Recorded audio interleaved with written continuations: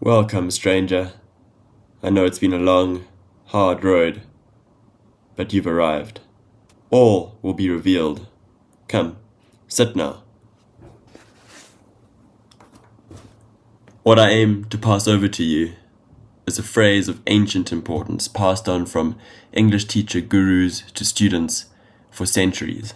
In the words of Chaucer, no Milton, no Shakespeare, the most important thing that you have to do in your English Paper 1 answering is to think of this phrase when you tackle questions.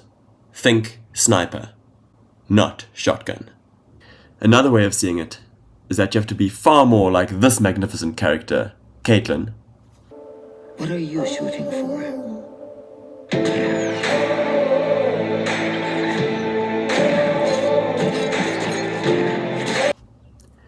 And a lot less like this brute.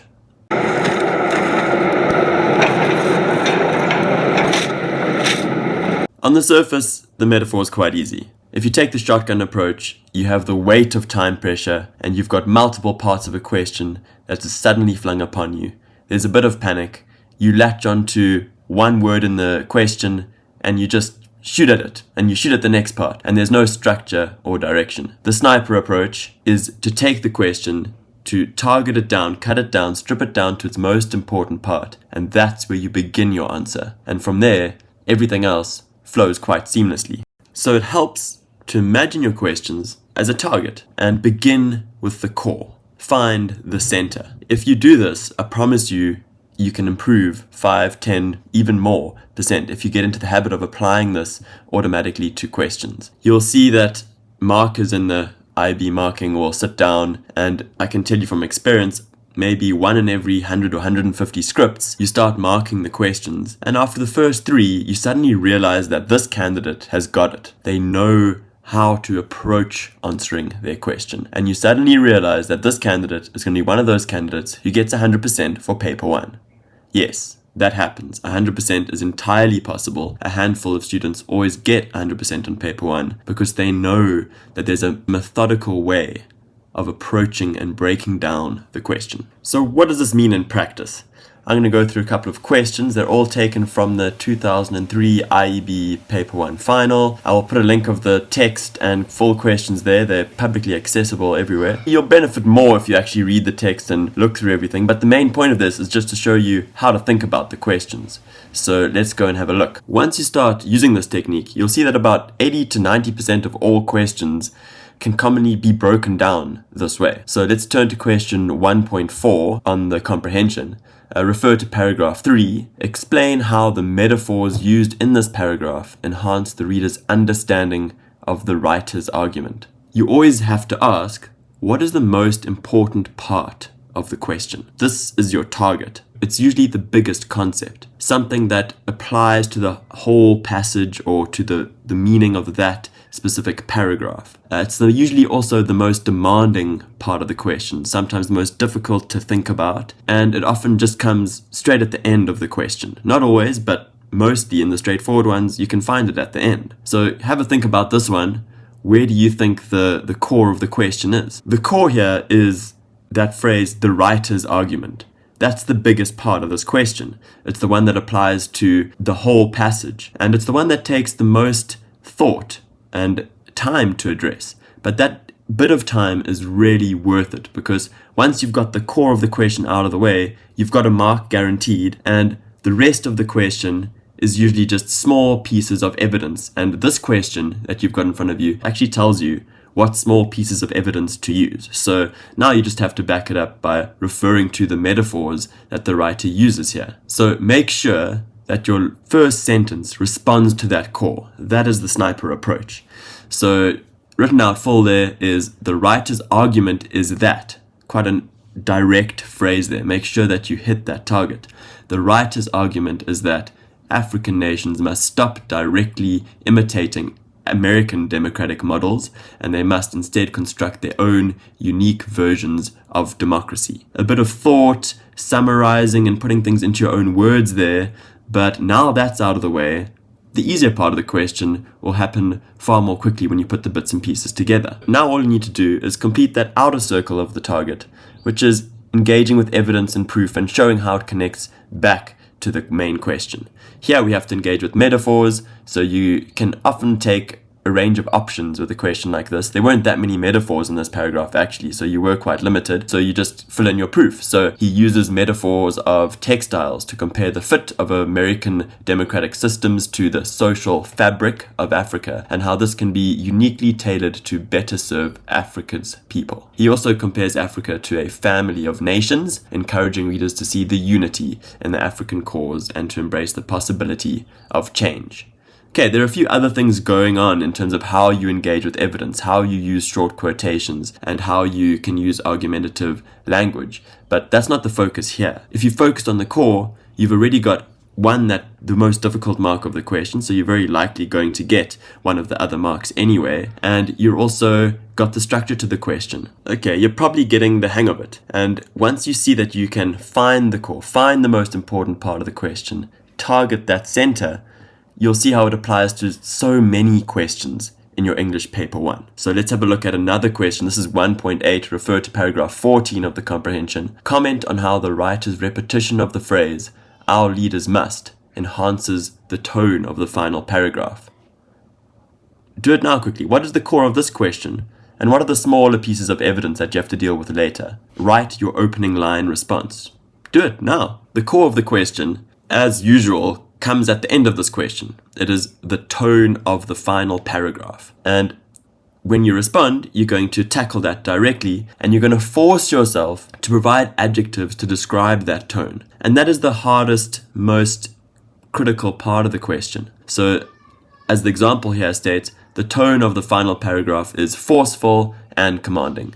Done. Full mark. You've targeted that tone, and you've answered the hardest part of the question.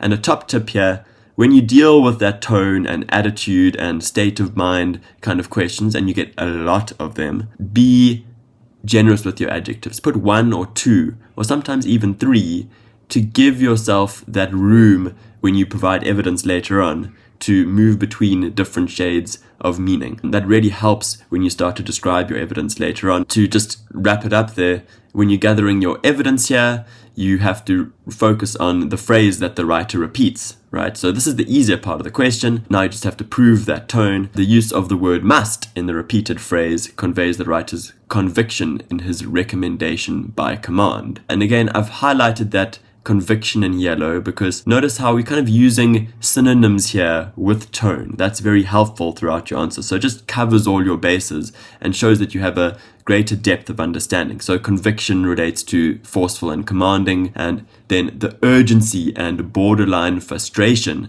is signaled by the repetition of "our leaders," which stresses the responsibility of those with the power to enact change. And again, that word highlighted, urgency and borderline frustration, that's also adding to the levels of tone that I've already specified in the opening. Hope this is making sense and getting easier. Now we're building some momentum here. We're jumping to a different section of the paper, poetry question 3.2.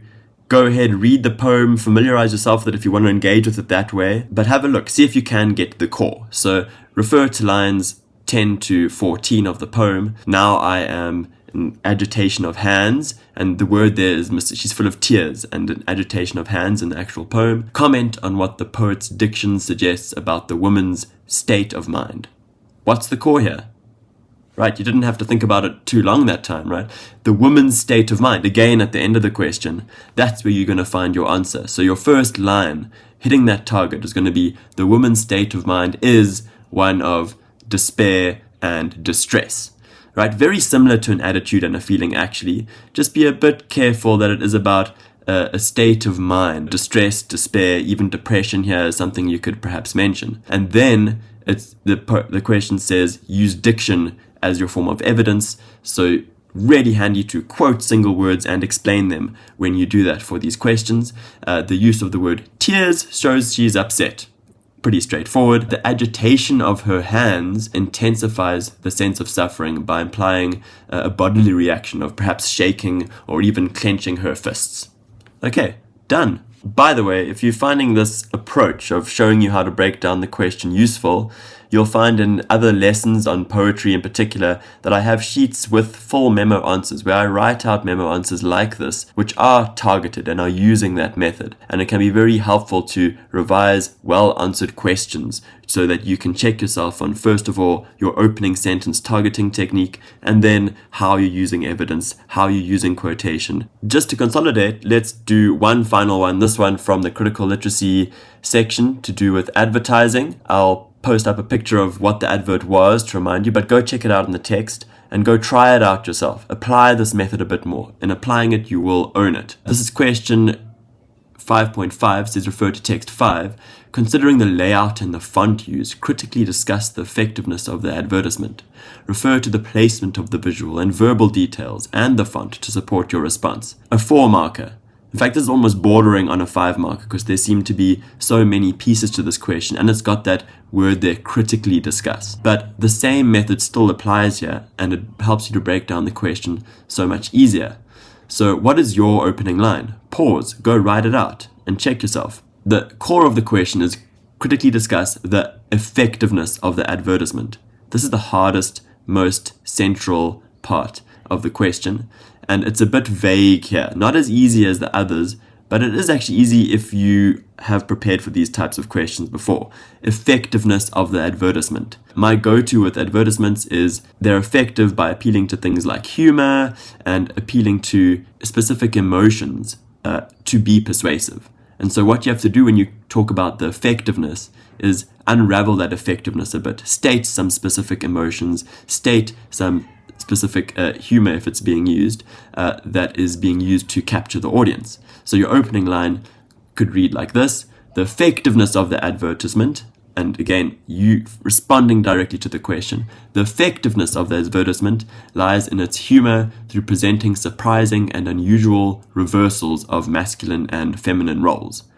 Beautiful setup. So what's to come, you've got that 1 mark in the bag, and now it just comes down to focusing on all the other small elements that they've asked you to focus on, and you're very likely to get 1 or 2 marks just off the cuff by picking up on something correct here. If you're running out of time, you might have to move on quickly, but to see what a full answer would look like here when you put together all the evidence, the visual of the buff man in formal work clothes cowering from a mouse on top of a table, placed within a very domestic setting, upends the typical masculine portrayal of strength and action in a situation of crisis. The speculative caption conversationally considers if men were women, ironically suggesting that the image itself is unrealistic, implying an approval of normal gender roles. In addition, the capitalized font enhances the skepticism in the ridiculousness of the situation, and the serif style captures a voice that is definitively more feminine, representing the company.